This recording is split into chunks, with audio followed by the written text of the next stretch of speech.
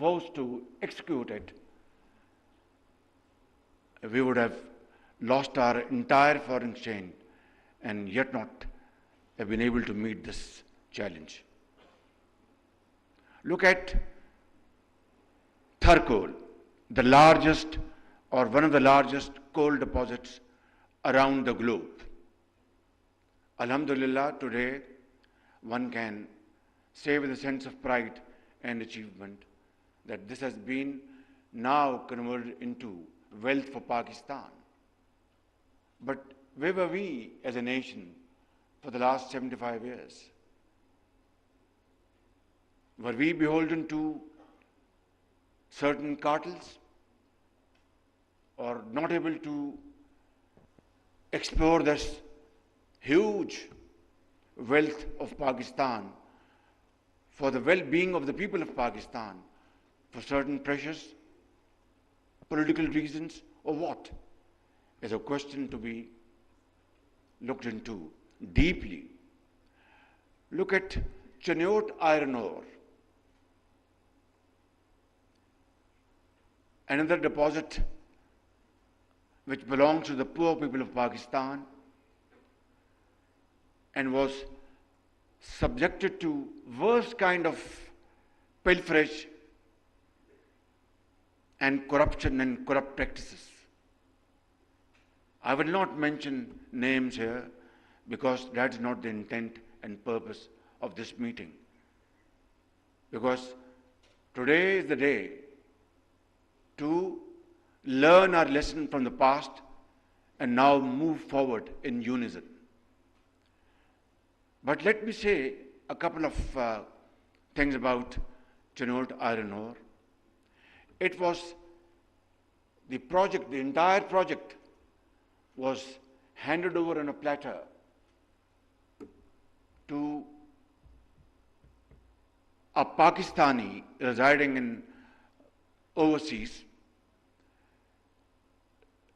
relative to one of those very influential people at that point in time, had no credentials, had no business history, and there was no bidding. It was simply handed over to him. And then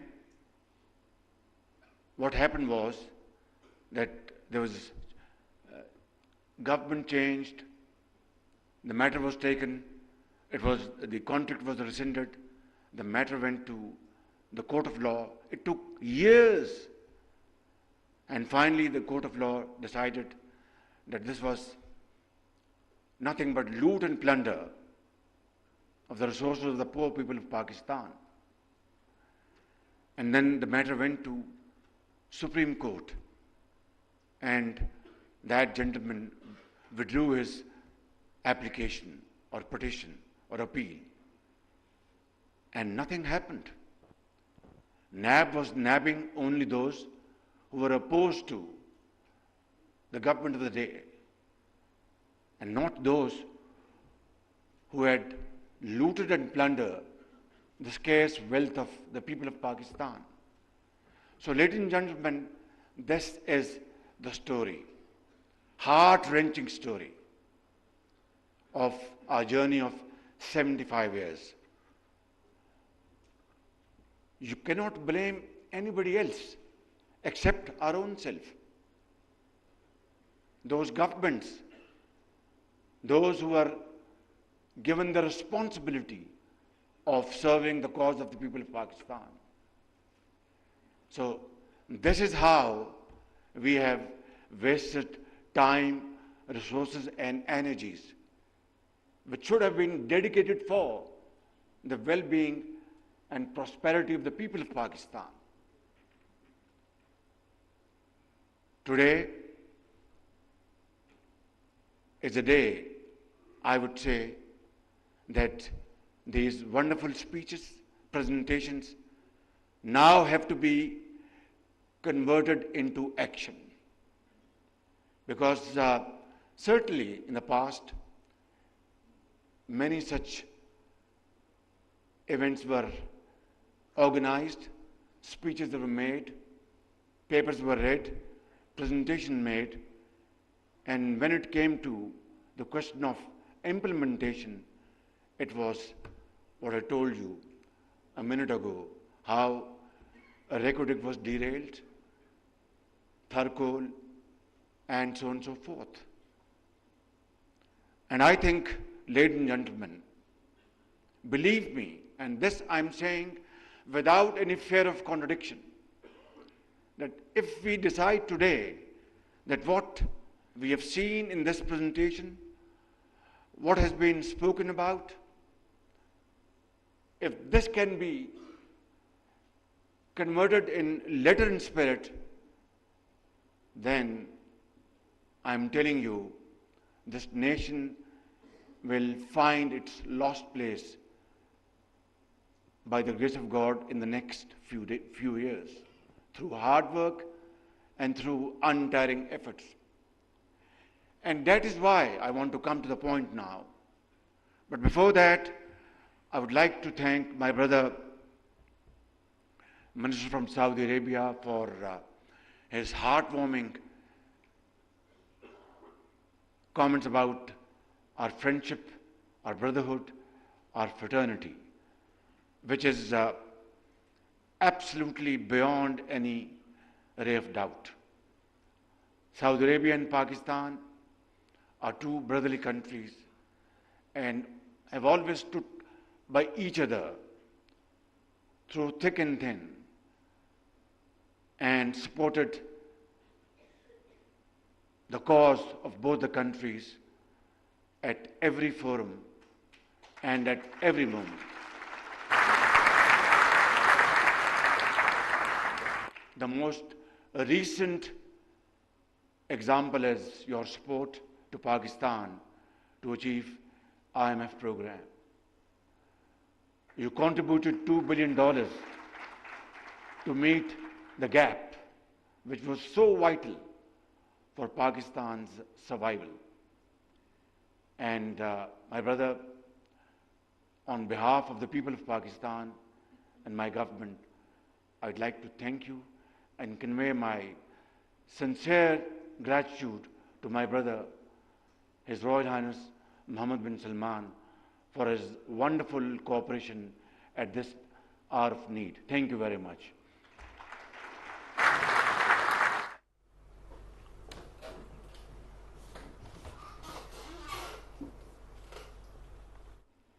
This mechanism, I know we have in front of me, I can see their faces, very eminent journalists who have no fears to take things in its real perspective, have a very genuine, serious introspection, investigation, critical comments. They would ask this question, that why this SIFC? This is something unheard of. This is something we didn't know in the past. Well, the journey I've just explained to you, spanning over the last 75 years, has landed Pakistan into this situation where we want to get rid of our begging bowl and yet we can't. Where we want to really become honorable and respected, yet we need to work hard for that. And if we follow that route, which is hackneyed, which is tired, which has been tried over and over again, I think the results won't be different. And I'm one of those who believe in reality. I don't live in cuckoo's land or a fairy land. We must understand our ground reality. Look at what NAB has done to this entire system. If you talk about business community, they are dead scared because they have seen this in the past preceding years, how NAB nabbed them. Just because they invested in Pakistan, they created job opportunities and wealth for this country. How NAB treated bureaucrats, those who really contributed meaningfully and were of this view that if they come out with solutions, out-of-box solutions, which will not violate the law of the land, this country will move speedily. Look what happened to them, to their families, to their school-going kids, children. And let's not talk about politicians because they are used to this, not only during NAB era, but from decades. So I think there is a need for a serious surgical operation if we really want to have this wealth generated and make Pakistan a country which was destined to make its mark, which was carved out of India through great sacrifices of our elders, founders of this country, to get rid of slavery and clutches of Indian hegemony and move forward and walk in the society as a nation respected by all and sundry through hard work, through sacrifice, through untiring efforts, and through valuable contribution,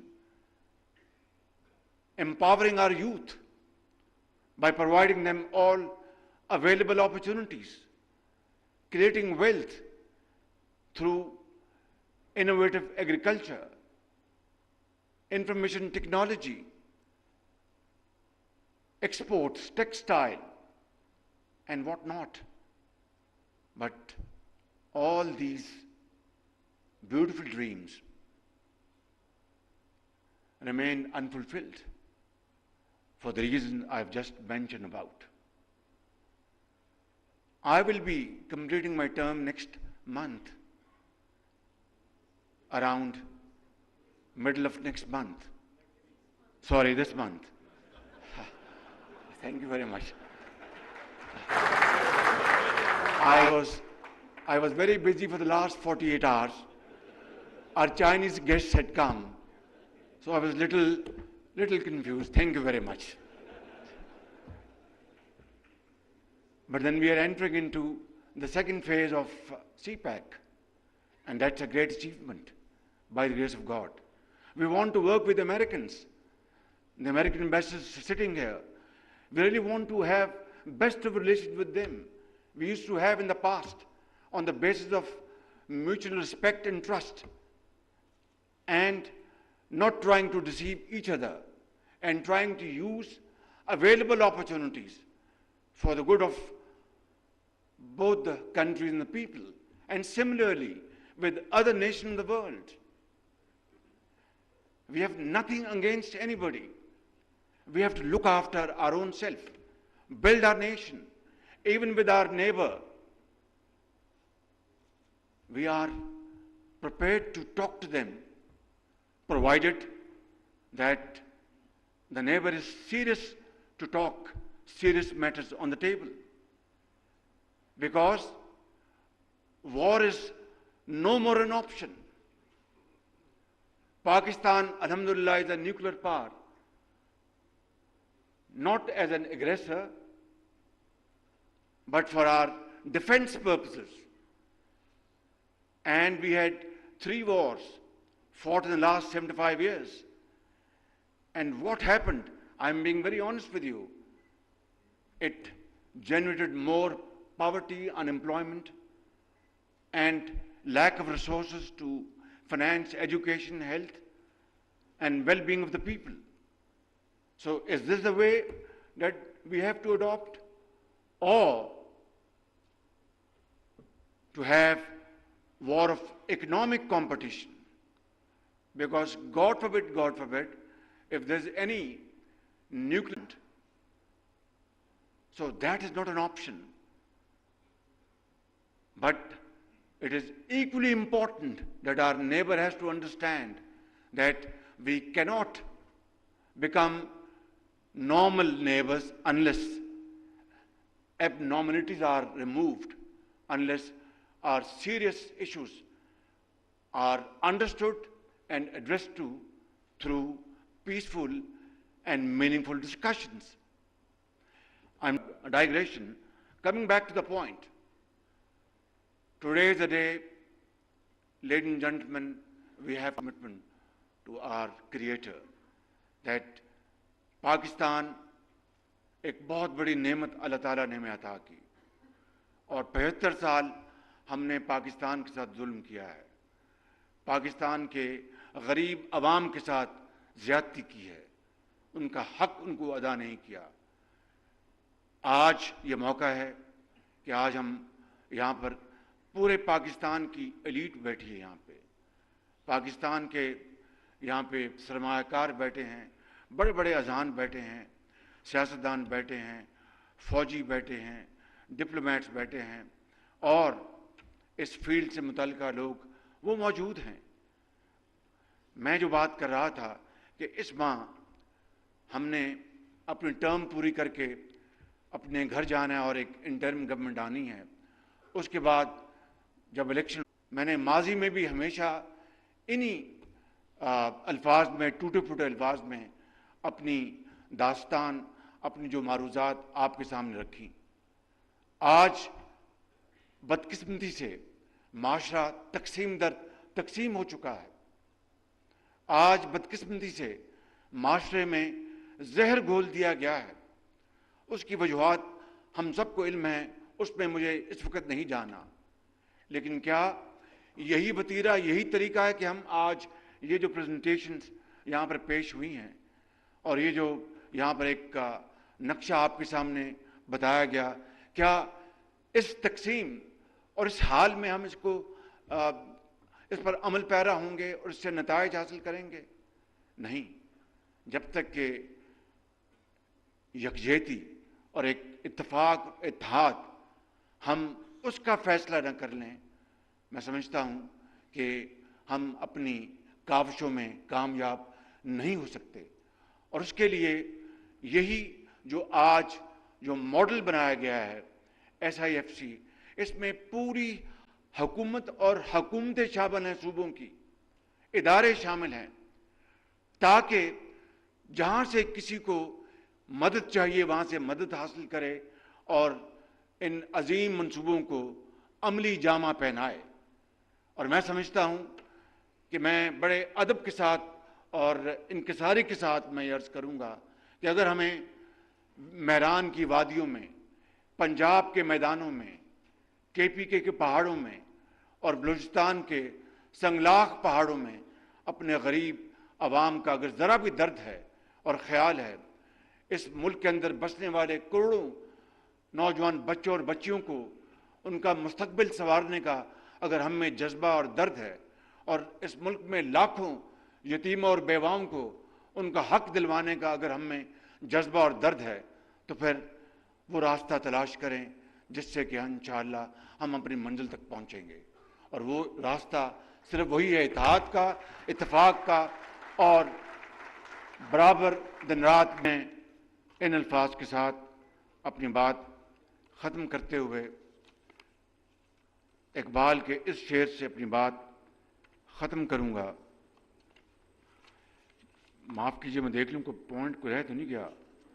جی، ایک point رہ گیا.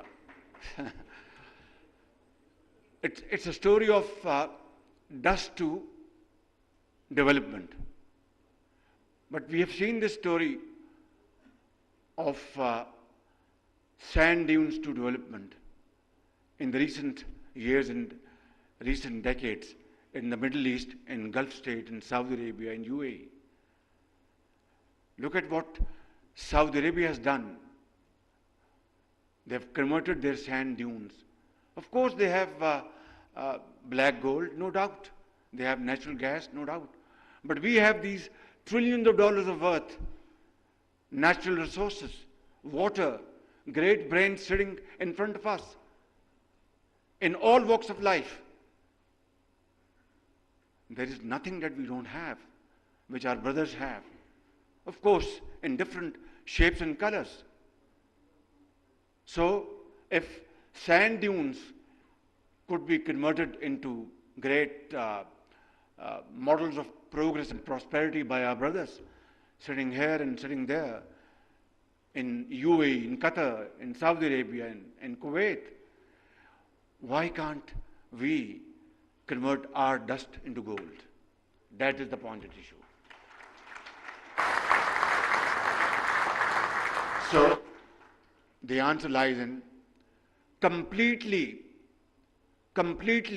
getting rid of red tape, bureaucratic hurdles, delays, lack of decision making. Our State Minister Musaddiq, he's a brilliant person. Believe me, I'm not trying to flatter him. I'm not in this habit. But this is a fact. He's a brilliant person. I always pray that Allah grants him the power to take decisions. He will turn around things, inshallah. So I think sky would be the limit. My concluding शेर is Iqbal शेर कि फर्द कायम रब्ते मिल्लत से है तना कुछ नहीं, फर्द कायम रब्ते मिल्लत से है